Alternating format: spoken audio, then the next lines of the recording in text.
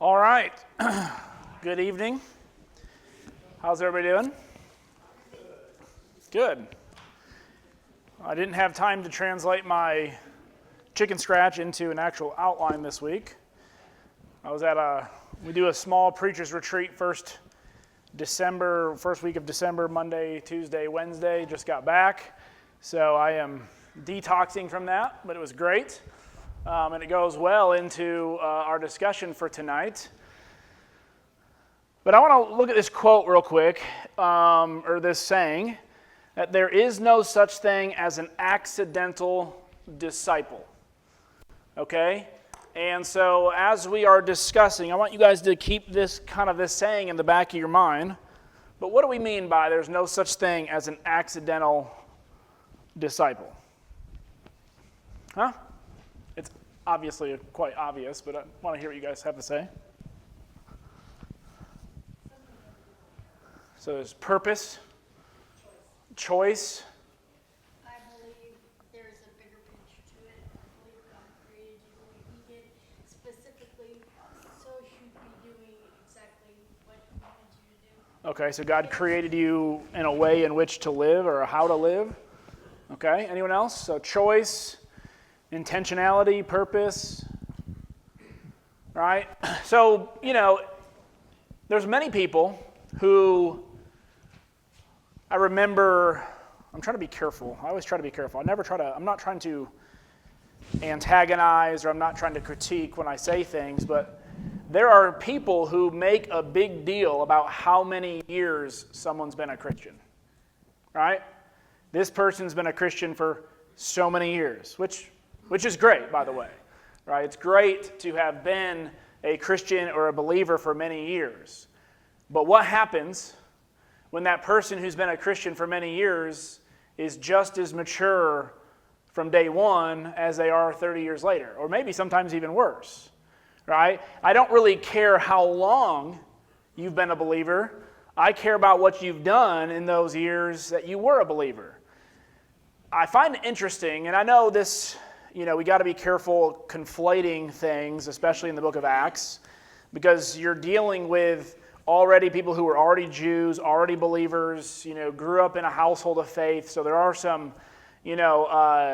things that differ. But I find it interesting that there's many journeys that Paul goes on, and then he comes back about a year later and he's setting up elders in churches.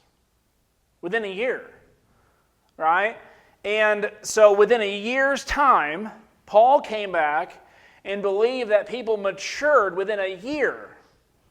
And they had enough experience and enough maturity and enough wisdom about them to already be placed as elders within a year. Like I said, I want to be careful not to conflate too many things because these people a lot of them were Jews already, right? They knew their scriptures.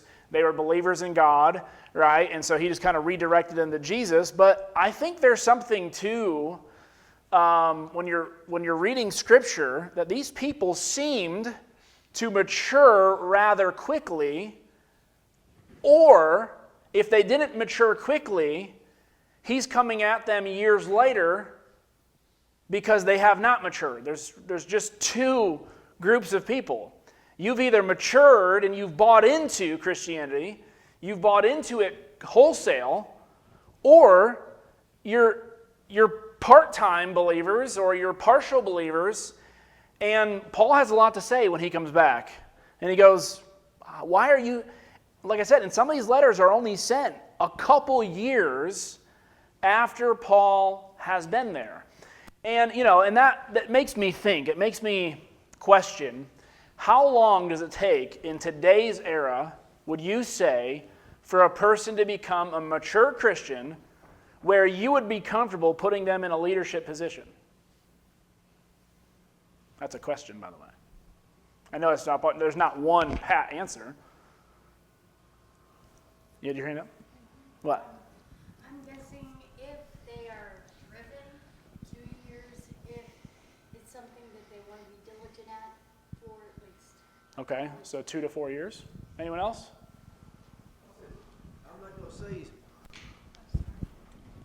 I'm not going to say his name, but you know him. But there was a young man on Guam who the elders had to sit down and discuss something with. And a year later, we would have done anything under the sun with him. He had matured that much in a year. Yeah. Yeah, 1 year, right? Anyone else? Jamie? I want to go back to your former question. Why I believe there are no such things as active Christians. In Paul's time, first of all, the culture was not conducive to being part-time anything. So the culture. So you better be a full-time Christian or you're out. I mean, those people were oppressed a lot. So I think it helped them in a way that they were a minority and they had to struggle, so they had to be all in. Yeah, so there came, and that's going to be an interesting part of our discussion tonight. You know, if you were in the first century, if you were to be a Christian, you had better be ready to give up some stuff immediately. Right? There was immediate consequences, especially if you were from a Jewish family, right? And you were the only one who was converting to Christianity. There was severe consequences for the community that you lived in for converting to Christianity. There were sacrifices that were happening immediately. So you're not going to join something that you know you're going to have to give up family relationships, possibly, family ties, possibly, maybe even, and this came later into persecution of Christianity, but not being able to buy and sell at the marketplace, right? Not being able to be a part of the guild that you normally would have been a part of. That's what they're dealing with in Corinth, right? And you lose a lot of your societal privileges. You have to really believe that Jesus is the Christ and that it's worth the sacrifices that you're making. Could that be a reason why they matured a little faster than maybe what we see in Western culture, in Western Christianity?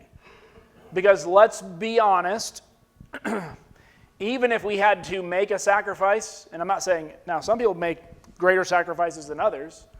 I happen to be raised going to church. I was raised in it, right? I made sacrifices when I left it for about 9 years, and that had implications, right? But, so I kind of have a privilege in the sense of it's pretty easy for me to be a Christian. It doesn't make my family reunions awkward, right? Well, my family gatherings, my family reunions, it may make awkward, my extended family, but I don't really go to those anyway. But it's pretty easy for me to be a Christian. I don't really have anybody, hunting me down. And so because we don't have that, we have to intentionally figure out how are we going to mature and not for it to take us 40 years before maybe now we're ready to be a little more active in the church, 40 years or 30 years to be, now I'm ready to maybe do something because I feel like I now have enough years under my belt, right? But years mean nothing. Years really mean nothing.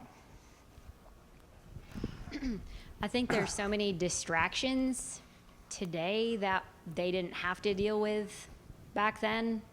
And even if we were to want to eliminate some of them, it's almost impossible because we now live in this culture where you're expected to answer the phone as soon as it rings, to answer a text as soon as it comes in, how do you balance people working, both parents working 40 hours a week on top of raising kids, on top of taking care of your home, on top of working on your marriage and maintaining friendships and being at all the social events and being all of the church events. And then we're also expected to throw in a little, gotta study my Bible. So I think our culture has a lot to do with that. We're in a fast-paced culture, aren't we? Fast-paced. Everything's now, right? If you ever are in the selling of anything business or, real estate, whatever it may be, people aren't going to want to wait for your schedule, right, to figure something out, right? If they want to buy something, they want it now, right, because they can go someone else who will do it today for them, right? So you got to be ready and available quick, right, no matter what really field you're in. And so we have to intentionally change habits and lifestyles and mindsets if we are going to grow as Christians, because the world is against us when it comes to technology, entertainment, and time, and our habits. All the things is fighting against growing in our Christian faith. Don? Yeah, it's a matter of priorities. Yeah. I mean, we have this fast-paced world, but we don't have to participate in everything that's going on. I had a missionary over in Russia that would talk about they visited a town that they had went to, and then they came back to visit just a short time later, and they were asking people there, and somebody was saying about reading their Bible. And said, well, I've only read through the Bible 5 times, but I've read the New Testament 10 times, Only? And just only. And for us, that's a year goal, that we never make, right? Go through the Bible. And there was only a matter of weeks, and he'd already read through it several times. So it was a priority for him. Yeah. And I'm going to say, it's not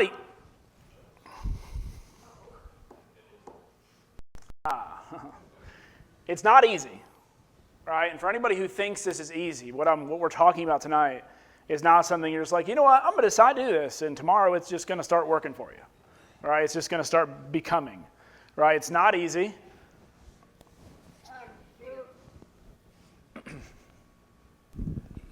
It reminds me of the heating system. If you don't believe in Jesus and somebody talks to you and tells you about him, you're not going to go from what you are to a bona fide Christian just like that. It's like the temperature.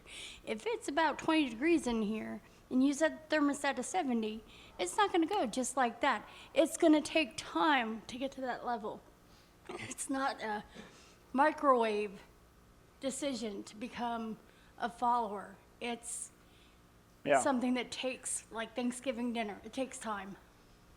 Thanksgiving dinner does take time. And then you burn the turkey. Not speaking from experience. All right. It's not easy. It's not fast. And when I say fast, kind of goes to what she's talking about, instantaneous. Right? But I'm not talking necessarily about time. I'm talking about how many steps it takes to become a mature Christian. Okay? Because a lot of people, well, I'd love to have that kind of faith. Go ask that person who you're looking up to what it took for them to gain that level of faith. Usually they're going to have some things in their life that happened where all they had left was their faith. And they had to put their faith in God. They had to put their trust in God. And, to me, some of the most spiritually mature men and women that I know have not had it easy always. They've gone through stuff. Okay? So it's not fast, and it's definitely not comfortable. It's not comfortable because I was reading a guy, and he had a phrase that I really liked. He said, discipleship is not natural. Meaning what Jesus is calling us to do. If it were natural, everybody would just pick it up and go with it, wouldn't they? It would just be something that was easy. We wouldn't even really need Jesus to guide us if it was natural. So the things that Jesus is going to ask us, and we're going to look at some of these things tonight, are not things that we would normally go, you know what, that's how I want to live my life. You know what, that's what I want to spend my time on. You know what, that's how I want to dedicate myself to God. It's going to be a struggle, it's going to be a fight, and it's not going to be comfortable. Okay? So, how does a person grow as a disciple? What if you were making a plan for yourself, right? We're not talking about New Year's resolutions where you're just wanting to read the Bible for a year. But if you were honestly sitting down and you were saying, these are the things, if I could work on, let's say, these 3 things, try to come up with 3. What are 3 things you would write down that if I could do these in 5 months, 6 months, 7 months, whatever, if I could do them consistently, I would be a better disciple for Jesus? What would you write down? Slow to anger, slow to speak, and slow to make decisions. I would listen and not talk as much as I do now, as everybody's noticed. Don't call me out. Slow to anger, speak, and make decisions. Okay? So slowing down a little. right? Being a part of the conversations. I know for me personally, plugging in, because as soon as I started teaching all those many years ago, I started learning more and more. The 2 G's. Plugging in. Yeah, I mean, just getting yourself out there. All right, it's real easy to unplug. It's the most natural thing you can do, is to not be involved. It's the most natural, because nobody wants to dedicate more time. Nobody wants to give up. It's a selfless thing to plug in, especially when it is in areas that you're like, I don't really want to do that. So I loved your meme today. Which one? Oh, The one Autumn and I, she's about, being wanting to go on a mission trip, but you won't even, Serve in the help in nursery. the nursery. Yeah. I mean, plugging in. Memes say it all. Memes are Sometimes they're they do. powerful. Anyone else? My bride? Oh, that'd be a great becoming a better disciple, having a bride that supports you. Oh, she wants to talk. Getting out of your comfort zone. So getting out of, I guess I could have said uncomfortable. Comfort zone. Yep. That'd be unnatural. Anyone else? Because right now, getting out of your comfort zone, I can go stand in an oven and be uncomfortable. That's general, right? That's a general. Even being plugged in, that's general, right? Where am I being plugged in? I can be plugged in anywhere. Slow to anger, that's a little more specific. Cindy, go ahead. I was just going to add to that. You have to make it a habit. Practice makes permanent, and we just have to make it a habit. Let's remember this word. I had another quote as I was reading for this. I'm reading 3 or 4 guys that just have fantastic discipleship books. And he calls it the slow obedience in the same direction.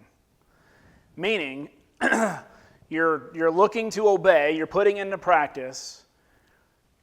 Slow being not necessarily, once again, we're not talking about time in the sense, but we're talking about a consistency that allows you to go in the same direction. The problem that we have a lot of times, like with New Year's resolutions, right? We get to the end of a year, we start thinking, ugh, I'm fat, I'm ugly. There was another meme I almost shared today. Speaking of memes, there was a gym that posted, hey, if you feel fat and ugly, come to our gym. At least you can just be ugly, right? And you start wanting to put in all these practices, but by January 13th, if you make it even that far, they're gone, right?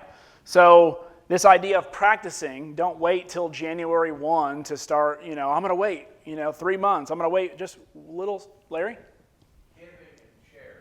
Giving and sharing. See, you can even still speak from the security.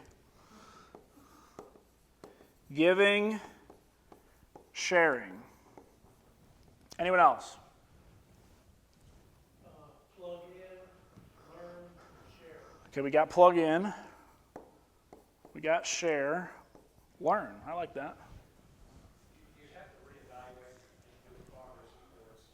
So you can't, you have to at times stop and evaluate what you've done and make corrections and fix things and reevaluate. So you have to have a moment of reflection and reevaluation and see how you're doing. Okay, I'm going to talk about that one for a moment, and then I'll get to you guys. Oftentimes, when I was a kid, the things that were told to me, if you want to become a better disciple, pray more, read your Bible,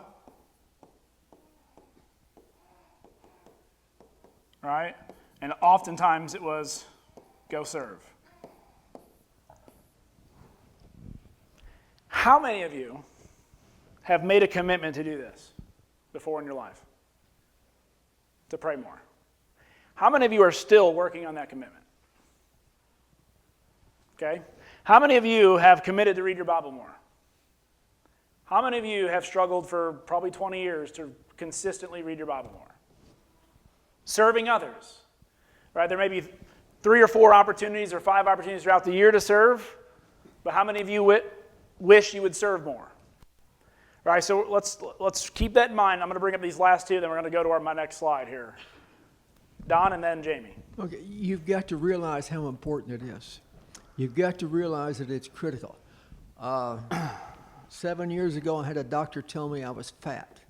I knew I was overweight, but somebody told me I was fat. When you realize you're lost, you will change your life. But until that happens, you're probably not going to change it. I'm going to say one more thing that you may have unintentionally said.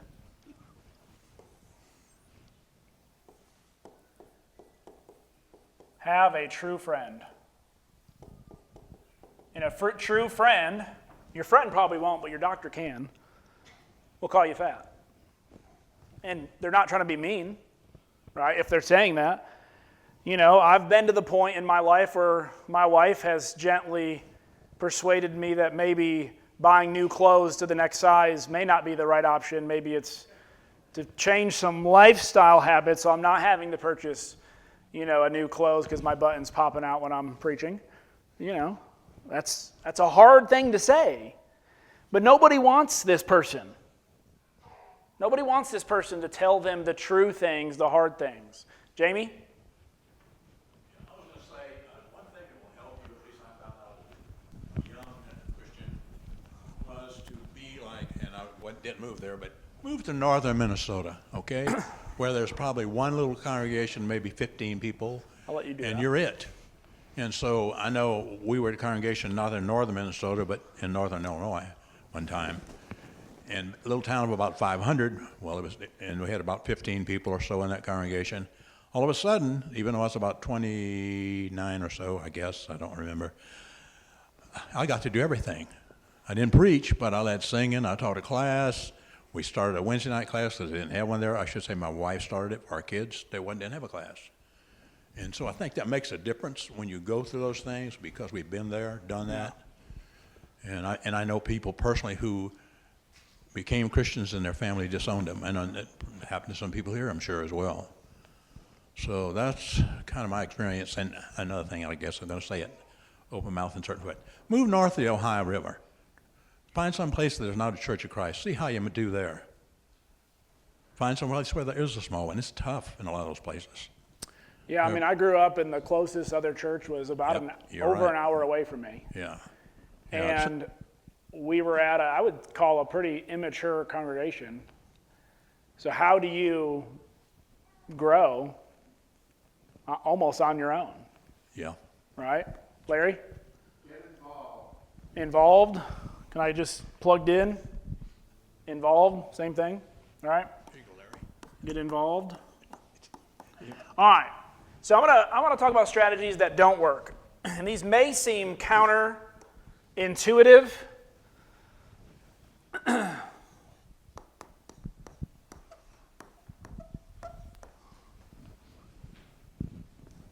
Willpower. Someone else have their hand up? Do you have your hand up? I have one already. I'm sorry. Oh. I was just going to say it kind of relates to the practicing and the true friendness that we were talking about is like having an accountability partner. Like if you have at least one other person that you can say, hey, will you do this study with me? Hey, what are you reading? I think that Yeah. helps. And we're going to talk about that here in a little bit. Not being on your own definitely helps. Why does willpower alone not enough?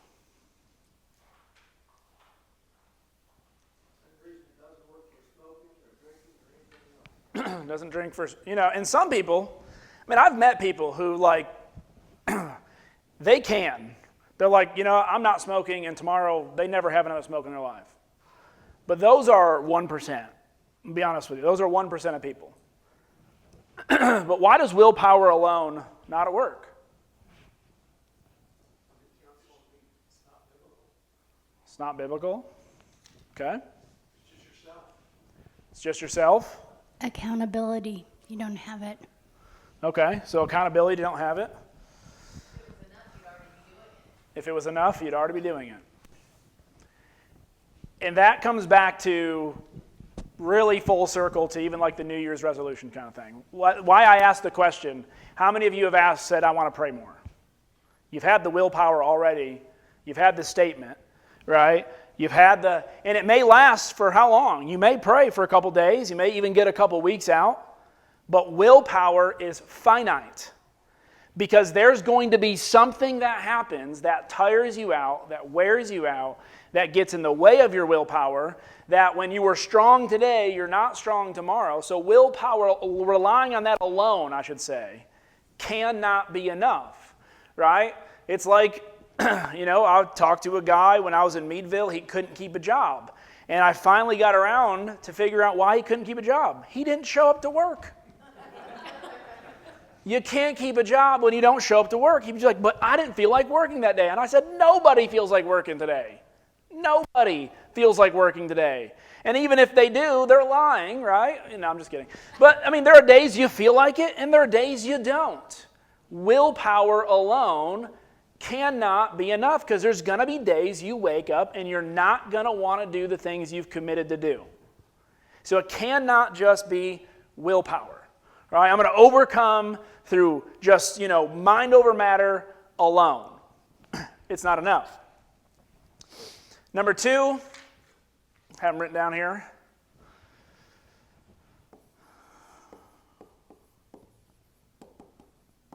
More Bible study. I know this one may seem like a blasphemous statement. And here's what I mean.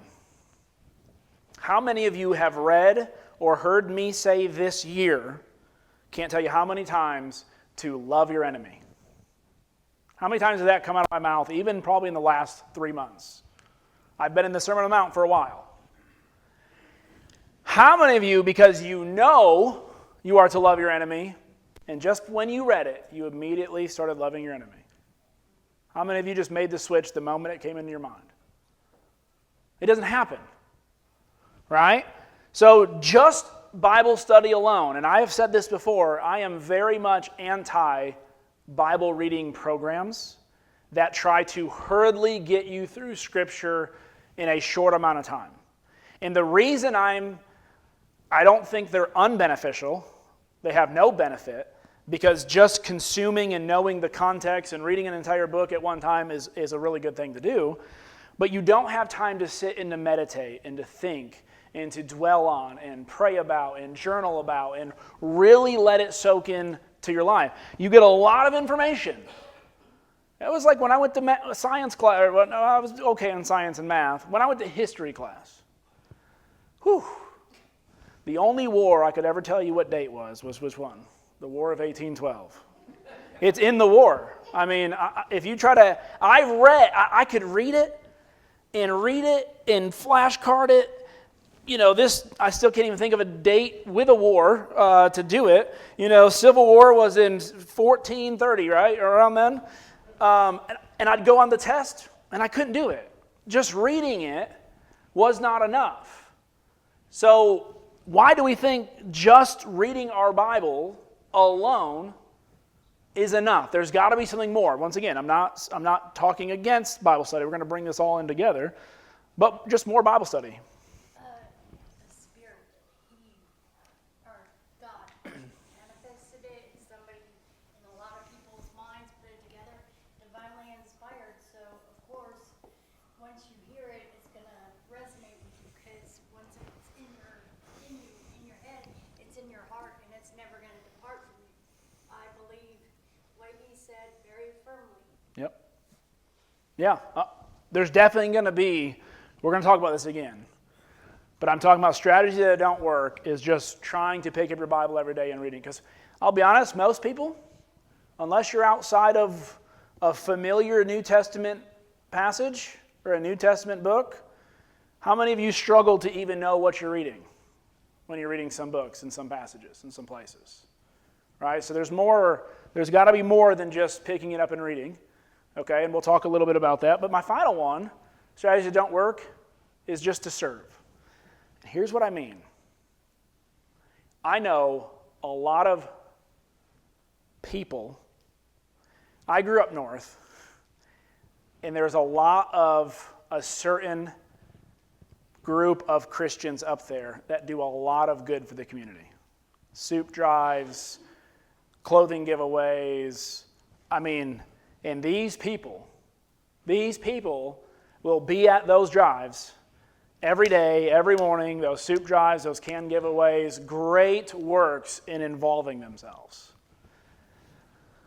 Outside of those service projects, though, some of them are some of the worst people I've ever met. They have, well, I went and did this, I went and did this, I went and did this, I went and did this. Just service alone is not, because you put your name on a sign-up sheet, you go teach a class, you go do whatever, is not going to help you become a disciple of Jesus alone. Okay? Does that make sense? Are any of these that you would question or go, Jesse, you're just a total lunatic? Do we get what I'm saying, though? Discipleship is intentional. And you can't just do the things disciples do. There's got to be something else behind it. Okay?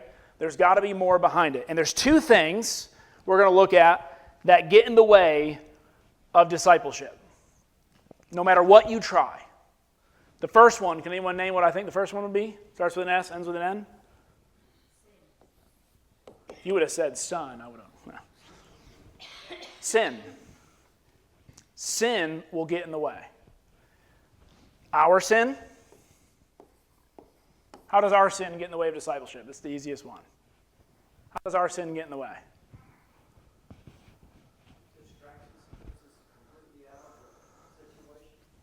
Yeah, and you can't serve two masters. You can't be living in sin and doing what God asks you to do at the same time. Right? We're not talking about struggling with sin. But even if you're struggling with sin, let's say you're going through a sin that you can't overcome. And it just eats you up. Do you have time for discipleship? If you're being eaten up by sin, guilt comes in, shame comes in, right? All these different feelings of not feeling good enough. All right, so sin gets in the way of distraction. Our own sin. Well, what about people who sin against us? How does that get in the way of being a disciple? Frustration, anger. Think about the sons of thunder. Right? Just think about Jesus, and Jesus like, what? What are you doing?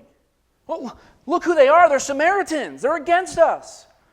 So you think the answer is to call fire out of heaven and destroy them. You think that's the answer. So when people get us angry enough, we use that as an excuse to really bring in some worldly wisdom. I know Jesus says to love your enemy, but Jesus hasn't met my enemy.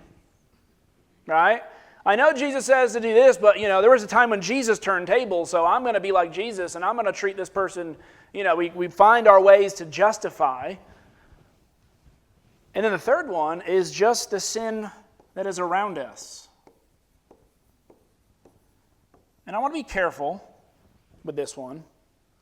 But before I give my examples, what could I mean by the sin around us? Just the common things we ingest, television, music, anything that influences.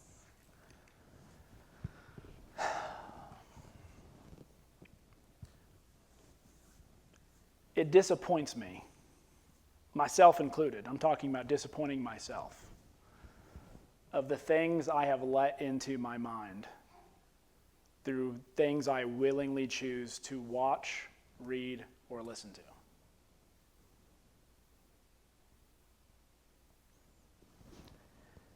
And I justify it. Well, there's worse things out there. There's things that are not as bad. There's nothing good, so I gotta have something. And we could get into that argument all day long. But I have been focusing these last couple weeks on Philippians chapter 4. Dwell on the good things. Bring in the things that bring you peace in life, in joy, the things that are good for you, the things that are good for your mind, the things that are good for your spirit.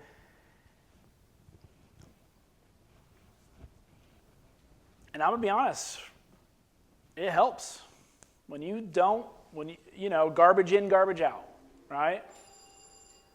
We are so quick to justify that we allow the sin around us. Well, we live in it. We gotta deal with it. We live in it. We gotta ingest it. We live in it. Jesse, you're telling me I can't live life. You're telling me I'm not telling you anything. I'm asking you to examine the things that are in your home, the things that you allow into your home, into your kids' eyes, into your kids' hearts, into your kids' minds, and ask yourself, is this really good for them? Let's get rid of this word for a second. Is it good for them? How is it benefiting them? How is it making them a better disciple of Jesus? So sin gets in the way. Second thing that gets in the way, where's my pen?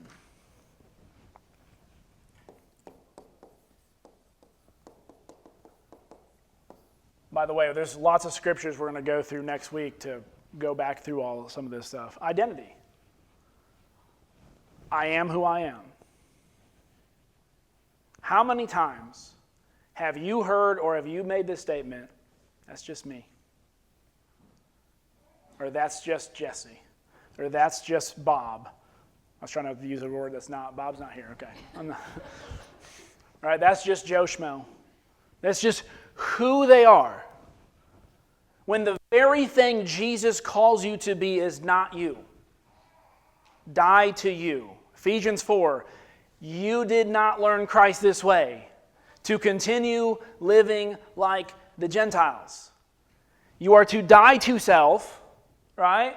You are to be renewed and transformed by the renewing of your mind. Well, how can you renew your mind if you don't change what goes into your mind?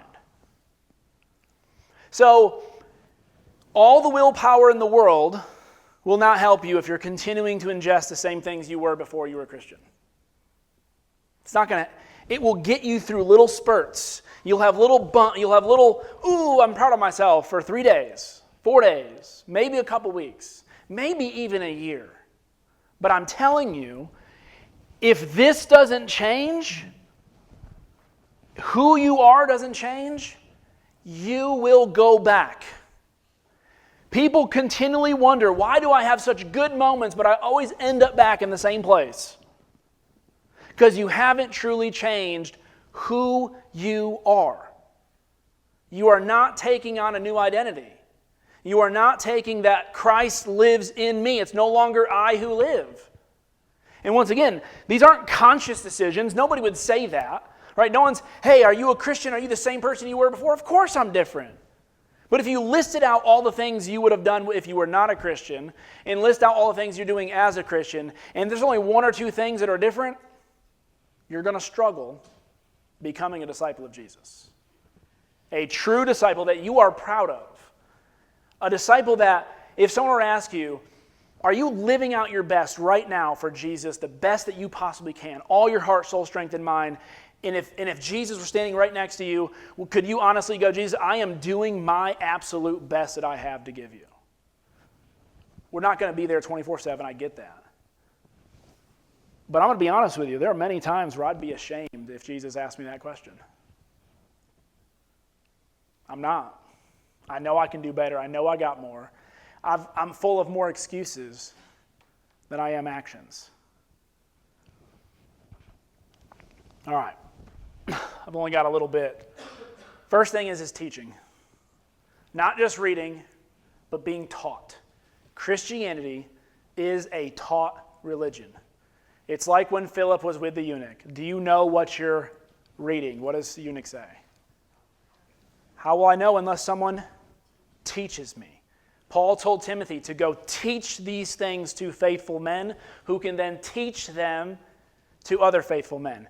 So who you allow to be your teacher, who you allow to be the one who is teaching you about Christianity and the Bible, will impact the way in which you become a follower of Jesus. All right, we'll end right there. We'll pick up. We'll do some summary next week. I'll have the notes out next week for you guys with some verses too.